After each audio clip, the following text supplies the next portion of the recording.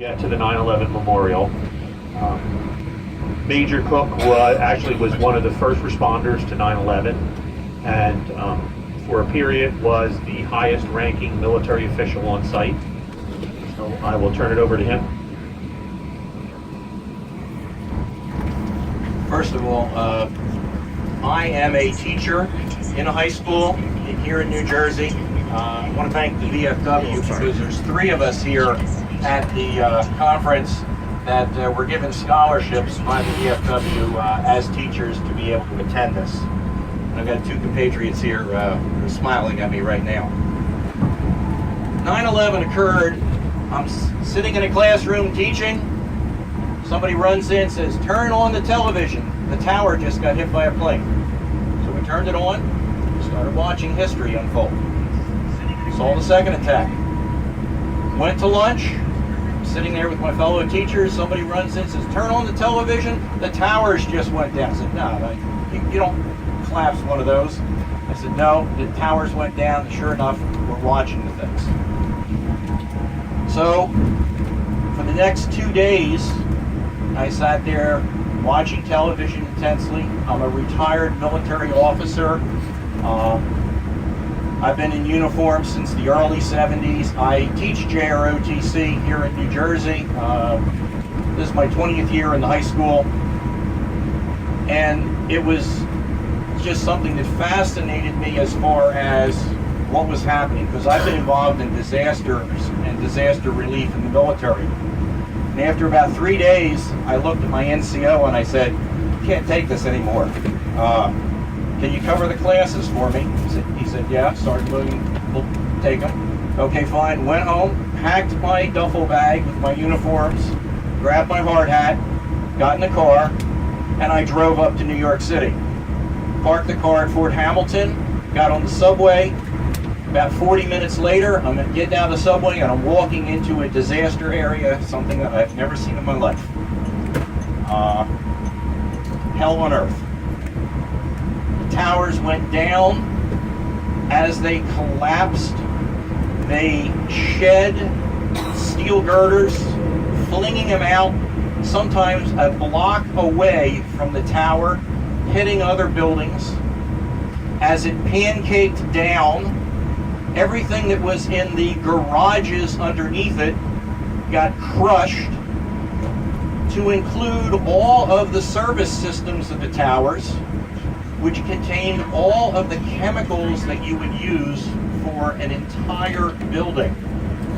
And as it came down, what also came down with it was all of the JP4 fuel of a burning plane, because when they hit, all that fuel didn't burn up on the floor. It was, all over the place, and that came down, and the fires went right down into the basement, 4 stories underground, and started a fire underneath both the towers that we couldn't put out until Christmas. If anybody has ever used pickup sticks, I want you to think of throwing them out and how they're all interspersed, and you've got a 100-story tower of nothing but pickup stick girders all over the place. All the debris of all those stories crushed or thrown out, and you walk into this burning morass of what's left of the buildings, what's left of the structure of the buildings, and it's all over the place. Pieces of the building would fly out across the street, hit another building, and if you could think of taking your finger and putting it in the icing of a cake and just going like this, well, these girders would impact and just cut out portions of buildings next to the towers where they went down. Other buildings were completely crushed by portions of the tower that came down. I've got a picture I'll show you. I'll send some down here. There's a portion of the tower that flew out, went over a 7-story building, came down, this is one of the upper stories, and literally impacted itself into the street so deep that it almost went to the subway tube. Other portions of it hit the building across the street, straight down the front of the building. There was a 2-story car entrance where you could, park valet and everything else to get into the hotel. completely crushed it down to 1 foot above the ground, along with the cars that were underneath it. The Deutsches building across the street from the Ground Zero had glass windows. And if you could think of a Hollywood movie where that building comes down, that blast wave comes out, here comes the tower down, the blast wave comes across one city street, and there's the 25-story Deutsches building, and it hit it smack into it, breaking everything and destroying the front of the building.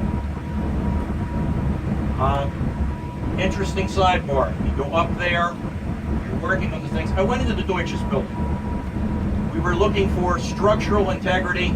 Went up the stairwell. Beautiful building, nothing wrong with this. I opened the door. I looked into an office, and it was like Pompeii, just nothing but dust. And there's no wall there facing Ground Zero, and you can look 3 miles out. Just, that's what's left. My job up at the Ground Zero, I showed up as a volunteer. I didn't know what I was working in. I said, hey, if I have to dig with my hands, I'll dig with my hands as a firefighter. I walked in and I found out there were 2 problems. Number one is we had a security cordon that was put up, and we had to get military people for it. They put out the call to a quartermaster unit in the Bronx and a cavalry squadron in Staten Island. It was, anybody you can get in uniform, get down here. We need soldiers immediately. We need security for the site. Don't bring your weapons. We need soldiers. So we set up a mile-long perimeter around the Ground Zero, initially manned by police. The police were pulled. We put soldiers out there to man the barricades, and we did that for 2 months. Not a single soldier had a weapon. All they did was stand there. The crowd was on the other side of the barrier, and they kept control just by asking people, don't cross the barrier. We need to work inside here. It worked. People did respond to that. But all these soldiers that came there, I found out very quickly, well, we're going to have half of it with one company, half of it with another company. We don't have everybody. We have to do a change of command. Where are we going to get these people? Well, you're the company commander of this one. I got a first sergeant, the company commander of this one. Let's get bodies, start organizing. We grabbed people, put them into ad hoc platoons, gave them a sector and said, you've got 24-hour security on this thing. Between the officer and the NCO and company commanders, you're responsible for the area. We'll put people in hotels that have been closed down. Start doing security, let the police and firemen come into the scene. And for part of my time there, it was walking and checking on these 2 companies because nobody else had been mobilized to come to the site. It was too early. Taking care of soldiers was one of my priorities. 2 captains there. I was the major. 42nd Aviation Brigade did not come in until about 15, 16 days after Ground Zero to take control.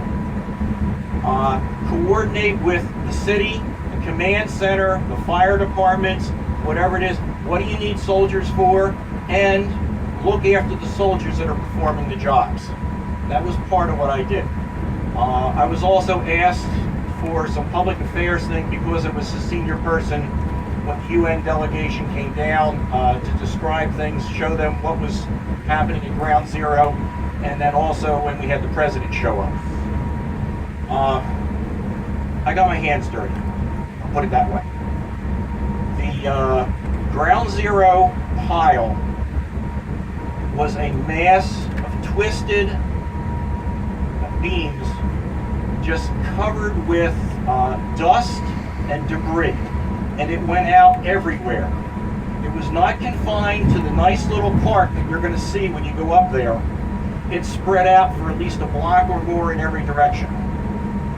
The Ground Zero dust that you saw in the cloud on day 1, those people covered with it, well, the dust doesn't go away, and there's winds, and the pile is burning. And when you go in as a first responder, you start putting that dust in your lungs. Day 1, we did not have masks. Day 5, we were just getting masks. and a lot of us put it in our lungs. And when I came back from ground zero, I had what you might say is a bad cold. My nose was just constantly running for about a week, and all that was coming out of it was black,